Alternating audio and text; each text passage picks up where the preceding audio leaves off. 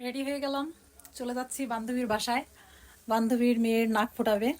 তো হচ্ছে সব কিছু নিয়ে বাসায় যেতে হচ্ছে, কারণ ছোট একটা বেবি আছে কোলে। তো ঠান্ডার মধ্যে আসতে পারছে না, তো ফ্রেন্ডের বাসায় যাচ্ছি। এই সব কিছু নিয়ে এটা বান্ধবীর বাসায় চলে যাচ্ছি, নাক ফোটাবে। তো সব কিছু রেডি। এখন আমি এগুলো একটা ব্যাগে নিয়ে নিব।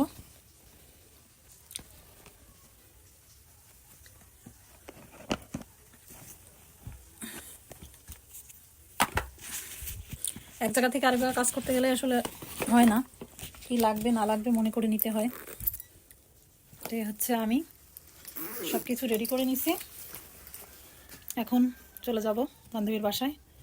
তো আবারও দেখা হবে পরে, ওখানে গিয়ে কি করব অবশ্যই সাথে থাকবেন। Bye bye. অবশেষে চলে এলাম বান্ধবীর বাসায়। এই যে মেয়ের নাক ফোটাচ্ছি। মেয়ে অনেক ভয় পাচ্ছিল, তবে কোনো ভয়ের কারণ নেই। আজকে এ পর্যন্তই, বাই বাই।